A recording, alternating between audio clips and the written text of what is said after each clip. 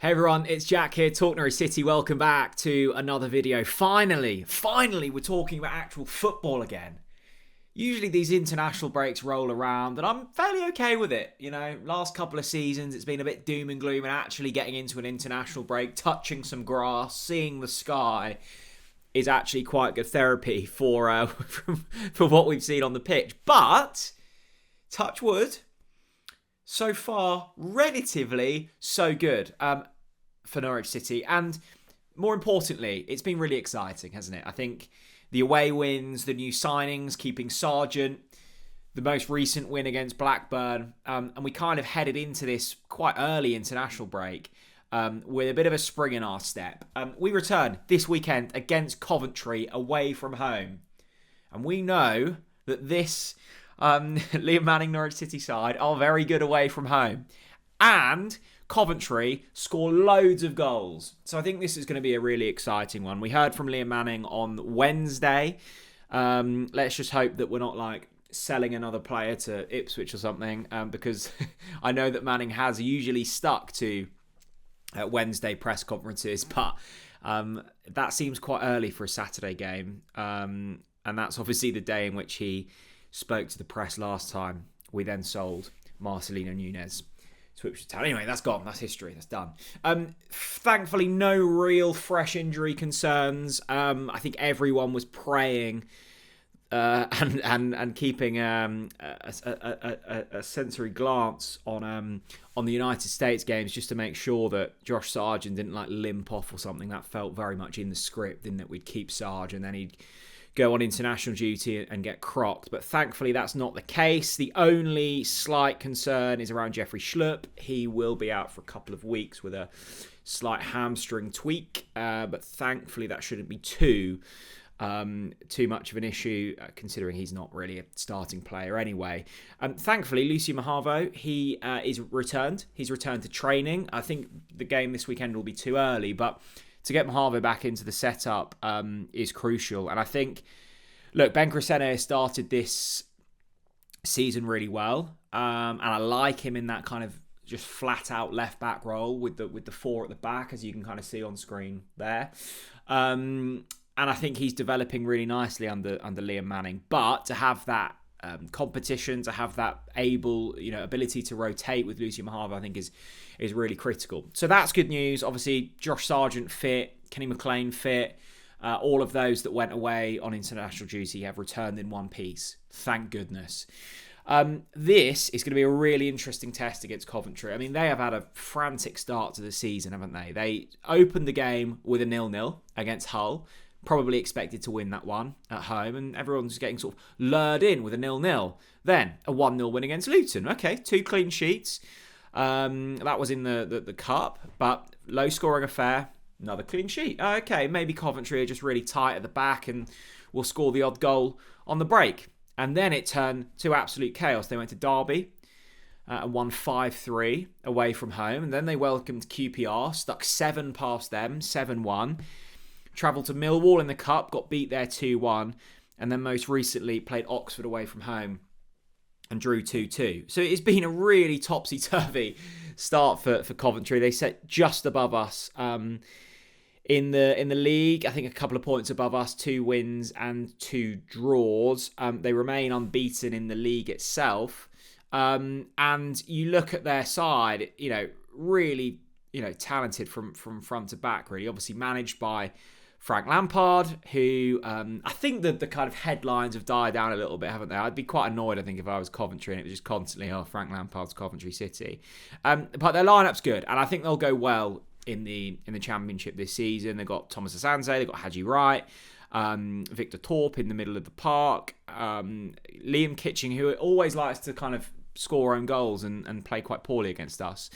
But this is an exciting Coventry side, and I think in terms of away games will provide a different sort of test for Norwich. And look, if we're wanting top 6 this season, we're going to have to continually pick up points. We obviously beat Portsmouth away from home, slightly smash and grab to an extent, dominated the first half, saved the penalty. Beat Blackburn away from home, dominated the first half, slightly patchy in the second half. I think Coventry offer a better and a more stern test than both of those sides.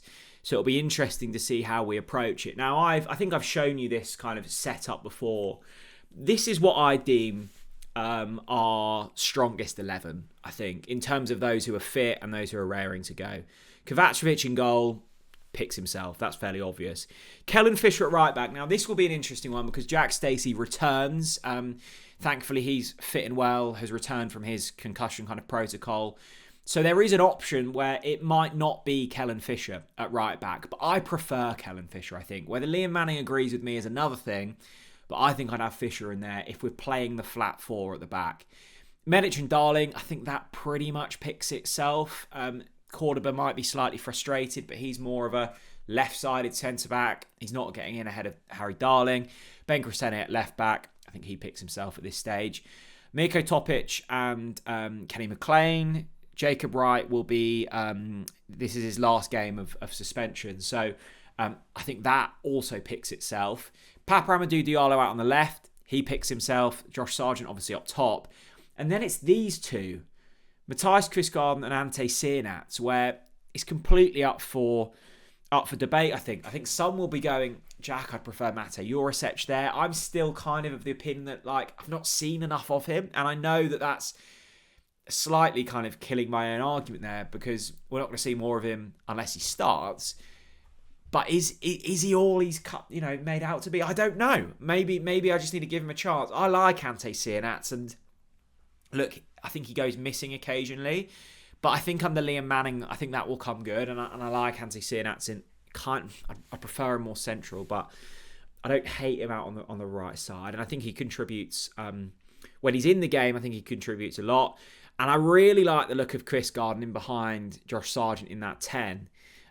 But if you're an Oscar Schwartau or someone like that, you'll probably be slightly frustrated that it's not you. But I think if you look at that side on paper, I think that's more than capable. I like that team. And I wouldn't hate for that to be the side going up against Coventry this weekend. It was really interesting to hear Liam Manning's comments on Josh Sargent. Basically said that he was the signing of the summer in the Championship, not just at Norwich City, but in the Championship. He once again sort of struggled on international duty, hasn't scored for the States for 5 years, and I don't think that... It's almost like US, international football fans and Norwich fans deem Josh Sargent as a completely different human being. They're seeing one version of him and we're seeing another. We're seeing this all-encompassing, brilliant, all-round striker, and they're seeing this guy that hasn't scored for 5 years and can't hit a barn door, which is frustrating because ideally we want Sarge to be performing at top level on international duty. It bumps his fee up, it makes him happier, it makes their fans happier, it gives him more chance of getting into the World Cup squad, going into a really important summer for them and every international team. So we'll have to follow that one, but at this stage, all I care about is him performing for Norwich City, and that's exactly what he's doing.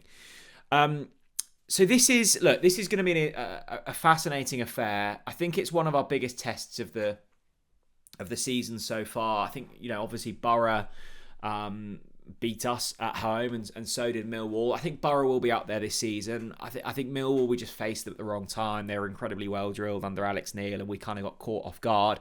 I think Coventry are another of those that will be up there this season. So this is one of those nice kind of litmus tests that shows us where we are at this stage. Manning will be hoping that those second half performances really start to improve. They've not been good enough. First halves in most of the games this season, even those that we've lost, have been okay. And at times, I think particularly against Pompey and Blackburn, have been really good.